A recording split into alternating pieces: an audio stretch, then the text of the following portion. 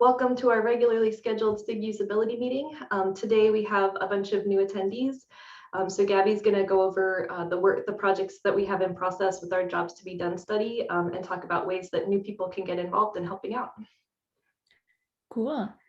Yeah, so for the people that may or may not be familiar with Jobs to Be Done, we've actually spoken about it at some of our KubeCon talks and just like really deep, deep overview. And so I'll kind of give like a little 1 minute or 2 minute overview, but I guess just like a pulse check for the people on the call. Like, have any of y'all done like a Jobs to Be Done study before, especially like the new people?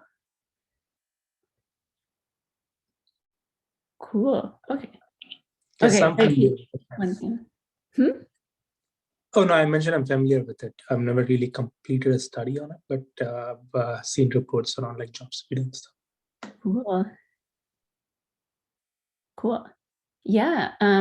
So Jobs to Be Done, I think, is really just the best way I have of describing it is that it's kind of like a qualitative plus quantitative, just like mixed method research study. It's generative, but also evaluative, interestingly. So like there's this kind of like published industry method of, you know, like how you interview people to try and discover kind of like what job they're trying to achieve with your product. So, you know, like in the case of Kubernetes, it's like not just about Kubernetes, but like we interview people on like their day-to-day jobs, kind of like a pretty typical like just user interview, you know. But there's a huge emphasis on behaviors. So like, you know, maybe like someone has an opinion about Kubernetes, but we're trying to get into the root of like, but tell us what you do like as part of your day-to-day job. And so really trying to get at the root of the behaviors. We're midway through this study. So like we're at the point where we're like extracting behaviors from the user interviews that we've done. And the idea is to put those into a survey with this kind of like format and send it out. And you have users kind of like go through each behavior and rate it on a scale of how important it is to them and how easy it is to do today, like with their current tools. And so then you get back this kind of like opportunity matrix almost, which is like, you know, the jobs that are most important, but like most difficult or like people are least satisfied with them. That's kind of like your area of opportunity. And so that's kind of like what Jobs to Be Done is about, is like, you know, what are those like underserved or like most opportunistic jobs that you could be kind of like working around and trying to make better. And yeah, so that's kind of like what Jobs to Be Done is about. Is trying to like surface those opportunities. So what we're doing is basically like we've recruited a ton of people, both like from all around the world. We sent out a survey through CNCF Twitter. And so we're working through the list and just, you know, organizing ourselves. We have an interview guide that we have. We interview people. I think we've mainly interviewed people from North America right now, and we're actively trying to recruit people from Europe. That's been a challenge so far. I don't think we've actually been able to speak to any European folks.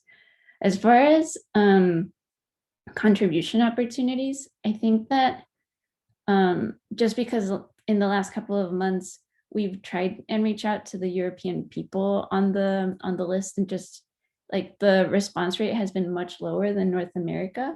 I think, you know, contribution wise, we're kind of like maybe like thinking of reworking our North America contacts, but also just open to ideas from people on the call. Just like, how can we like, you know, do we need to send out like the survey again and just get like a new set of people to sign up? Or just kind of like looking for those types of ideas if any of y'all kind of have them, because I think we have a pretty good pipeline for you know, how we interview people once they sign up, and then you know, how the interviews are transcribed, how we're going about analyzing the interviews. Like all of that is going like very well, but it's just like getting the people to sign up that we're kind of running into that we're currently struggling with. So yeah, so that's the update. And just kind of like, if anybody wants to contribute in that sense, I think that that's our biggest need right now. Are there any like meetup groups connected with CNCF that are outside of the US where you could like send a link to a meetup group? I guess. Does that make sense? Yeah, I mean, KubeCon Europe is the one that's coming in May, so that might be our best opportunity to recruit. In the past, with other SIGs and working groups, you do often get like 1 or 2 new contributors per for KubeCon. And then the good thing is that the content is then online, so people can check it out async if they're not at the conference. There are a bunch of Kubernetes meetups. And actually, Kinvoke is a pretty good partner as far as kind of community-driven, big German office with lots of European employees that we might want to reach out to. I've been to a bunch of meetups at their office in the before times, but they're like, the thing about like kind of the Kubernetes community is that it's so low level that like you'll get a lot of like Linux core devs who want to talk about eBPF, and then you're like, how do we get to that level? Yeah. And so it's kind of fun about this group is we're trying to make a space where user researchers, PMs, designers can kind of come and like contribute their skills and talents as well to the project. But we're very new, as you can probably tell. So we're kind of trying to, you know, be like, hey, come here, work with us, and kind of reach out to the people who might be interested.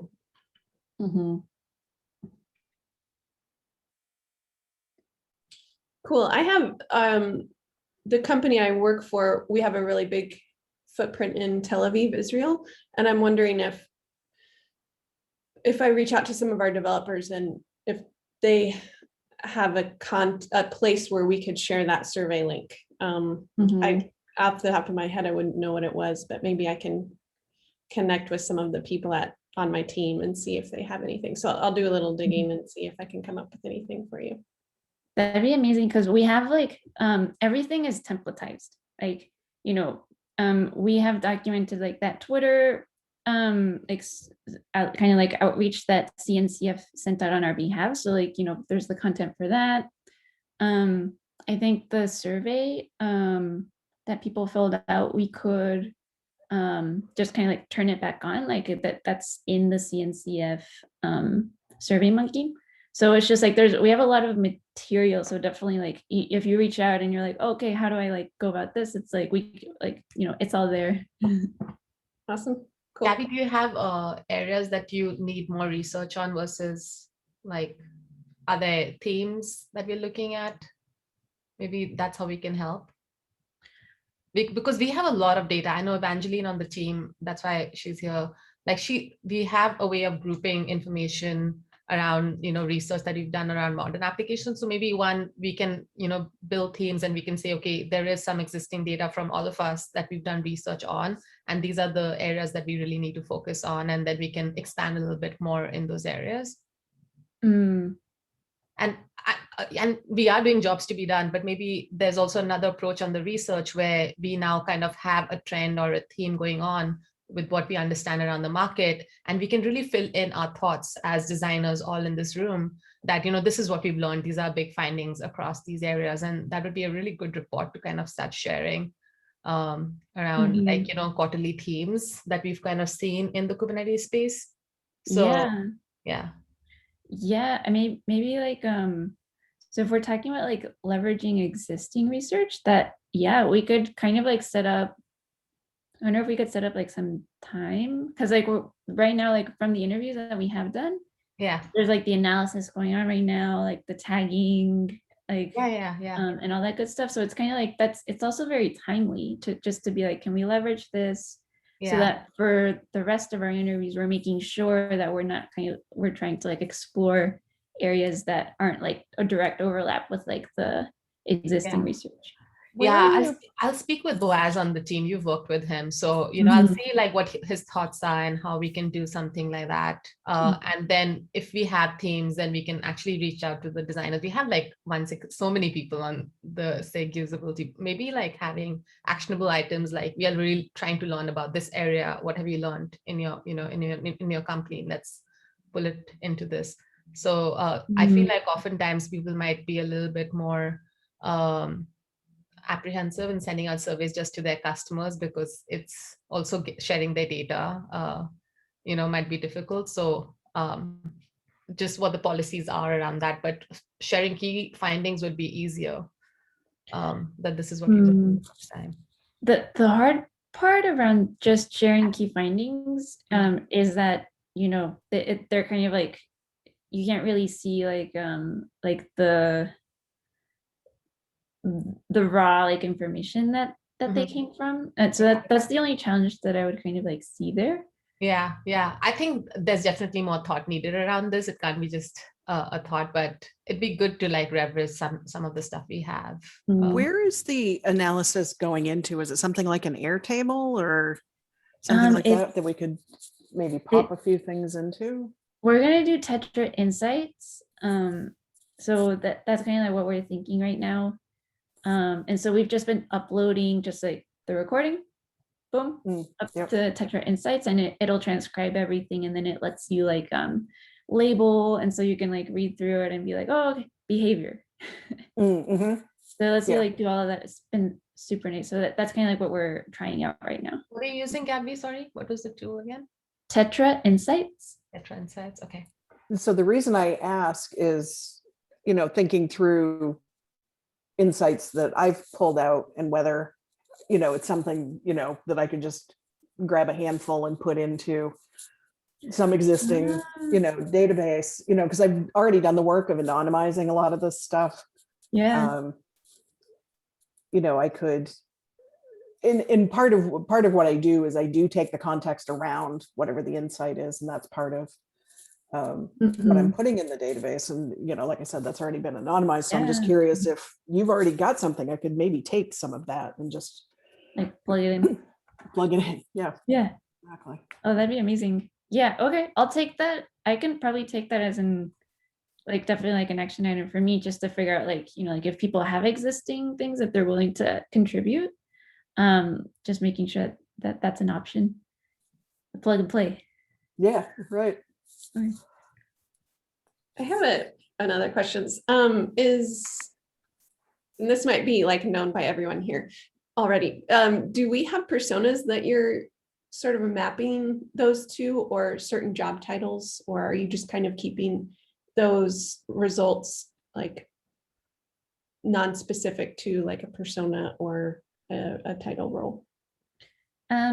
So when we were putting together our screening survey, we were kind of like getting a lot of guidance from the survey that CNCF kind of publishes every year about like the state of the I guess it's the Kubernetes community or the CNCF community, but they have a ton of job titles there, and they have a lot of like questions that we repurpose just to kind of like do a gut check, like, are we speaking to like a representative sample of like the people that CNCF, like, are we in agreement with what CNCF, who CNCF says uses their tools. So that's kind of like how we went about it. And I think at the end of the day, it's just like the admin to developer spectrum.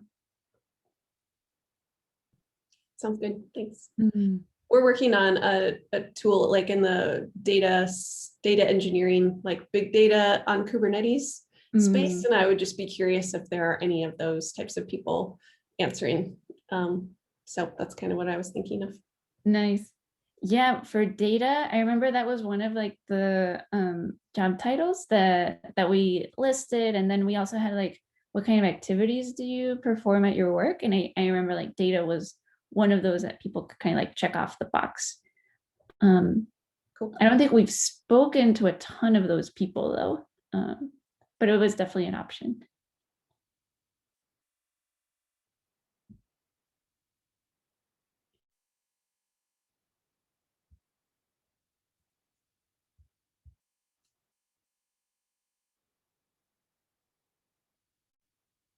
Cool. Yeah, I think if that's everything, yeah, so like I'll try and like maybe like send out an email after this to like our Google group, just kind of like recapping, like, you know, like here's the materials that we have available if anybody's able to either help think of any places to recruit, or if y'all have existing research, again, that is willing to be open sourced, here's kind of like the method that we're able to like receive it in.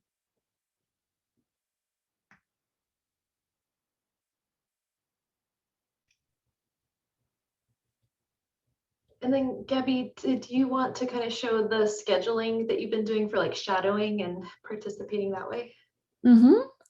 Yeah, just I'll just need a second to pull it up.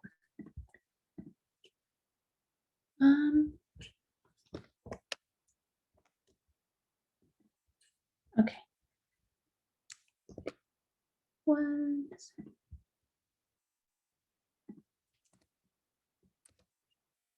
Just for the t-shirt codes, I'm just hiding those so that no one takes their t-shirts. You'll see what I mean. Okay. So I can send this link out, but this is when someone signs up through our Calendly. So they'll just book a slot. I'll send out a message to our lead interviewers, and usually someone will sign up. We also have opportunities, just especially like later on. Our goal is to do 15 of these interviews, but just like for people to shadow, and to just kind of like either learn from the method or like take notes. And but yeah, so those are kind of like the shadowing opportunities that we have. And I'll just update whenever someone books time on Calendly, I usually just come in here and update like what the date is and what the time is. And then you'll get added to the calendar, to the Google Calendar that comes from the Calendly. And so you'll have it on your calendar and all that good stuff. Gabby, for these interviews, do you have like a script that you'll be looking at, like a okay. Yeah, so we have interview guide, and you know, this is like it's kind of like a, yeah, I mean, like it, yeah, like, we have it here and it's available.